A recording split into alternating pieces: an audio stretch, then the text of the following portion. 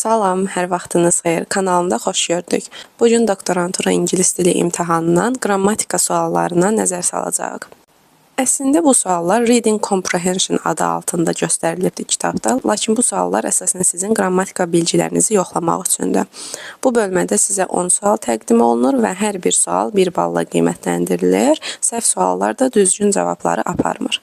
Gəlin suallara başlayaq. Hər bir sualda mən sizə əsasən nəyə diqqət etməniz lazım olduğunu, bu sualları necə daha asan şəkildə həll edə bilərsiniz, bu barədə tiplər və triklər verəcəm. Burada bizə boşluq doldurma sualları verilir və bu tip sualları edərkən əsas məqsəd qrammatik həm də məntiqi, yəni tərcüməyə uyğun cavabı tapmaqdır. Birinci ona görə də biz oxuyub tərcümə etməliyik cümlələri və tam mənasını dərk etməliyik. Gəlin başlayaq. A new culture of work has been quietly spreading around workplaces worldwide. İş dünyasında yeni bir iş mədəniyyəti səssiz şəkildə yayılmaqdadır. Workers are increasingly the idea of quiet quitting. İşçilər getdikcə səssiz istefa ideyasını, indi cavablara baxırıq.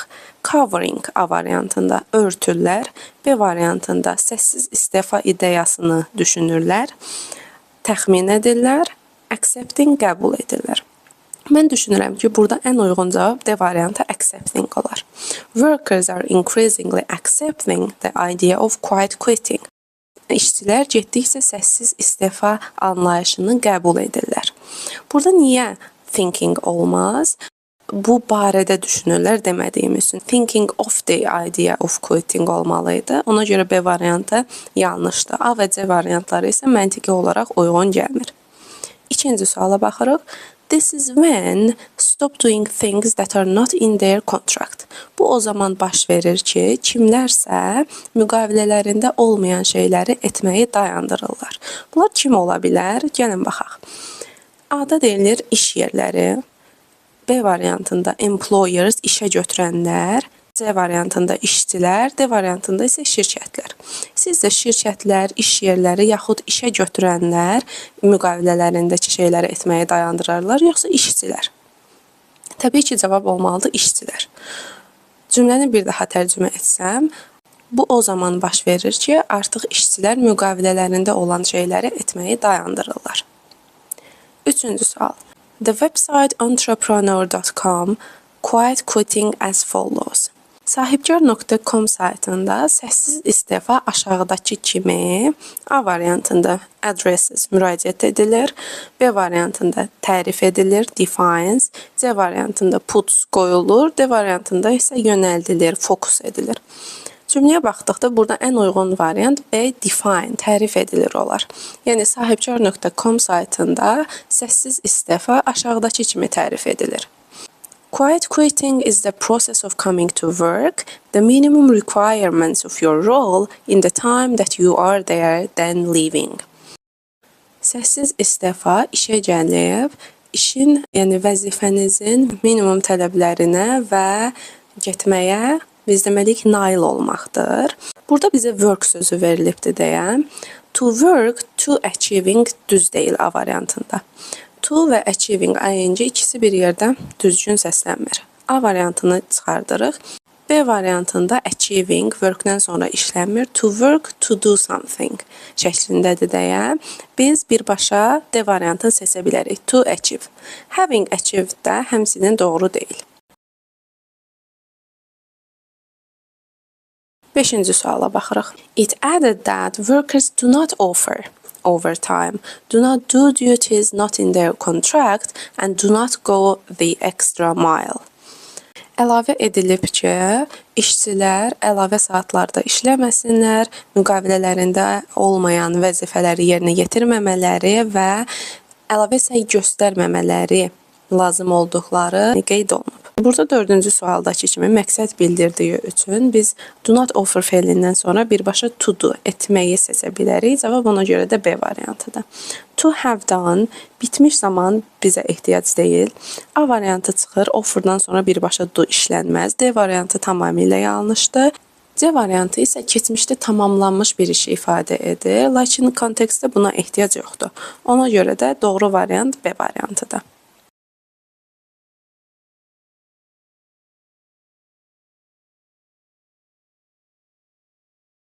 6-cı suala baxaq. Quiet quitting in popularity since the coronavirus pandemic.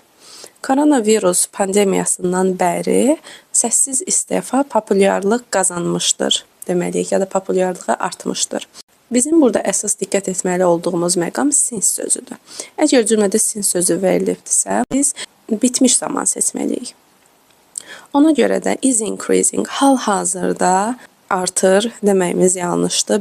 B-də artıbdır, keçmişdə müəyyən bir zamanda olub bitmiş bir hərəkəti bildirir, yanlışdır. C variantında artırılmışdı kimsə tərəfindən, passive voice-dir, yanlışdır. D variantı has increased, artmışdır və hal-hazırda da təsiri davam edir deyə ən doğru variant burada D variantıdır.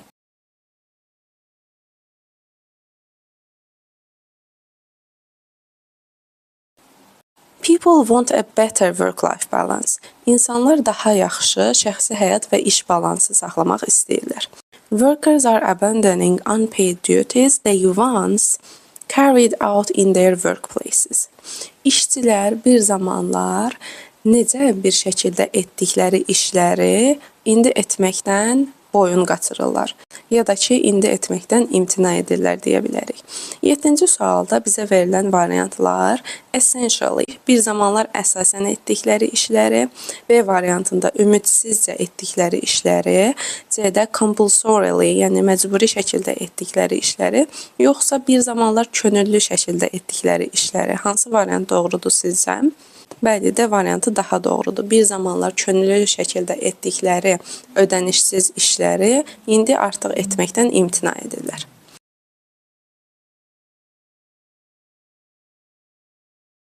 Some employers with what is being termed as quiet firing.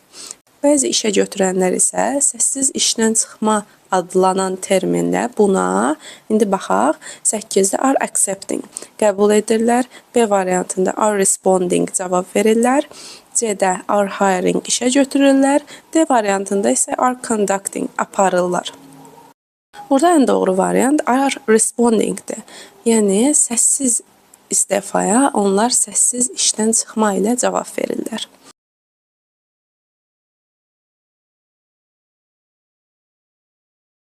9-cu sual. This is, bosses try to get employees to leave. Burada ən doğru cavab when olardı. Çünki bu o zaman baş verir ki, rəhbərlər işçiləri işdən çıxmağa sövq edirlər, vadar edirlər. Niyə digər variantlar olmaz? Gəlin baxaq. This is that ifadəsi burada doğru olmaz. This is that bosses try to get employees tamamilə yanlışdır. This is what, bu nədir ki, rəhbərlər etməyə çalışır, bu da yanlışdır. Bu hansıdır ki, rəhbərlər edir? Yenə də bu cavabların hamısı yanlış hesab olunur. Ona görə də doğru cavab A variantı olacaq. Və sonuncu suala baxaq. A LinkedIn found that 48% of employees in a survey have seen quiet firing in the workplace. LinkedIn tərəfindən aparılan nəyəsə əsasən sorğuda 48% insan, işçilər iş yerlərində səssiz işdən çıxmaya şahid olubdur. LinkedIn sorğusu olar, LinkedIn notice xəbərdarlığı, selection seçimi, yoxsa recording qeydi göstəribdir, tapıbdır ki, 48% işçilər buna şahid olublar. Təbii ki, burada poll A variantı daha düzgündür. 10-cu sualda isə cavab A variantıdır. Ümid edirəm, izahlarım sizin üçün faydalı olar. Kanalı bəyənməyi, videonu paylaşmağı və komment yazmağı unutmayın. İzlədiyiniz üçün təşəkkürlər. Gələn videolarda görüşənə qədər. Hələlik.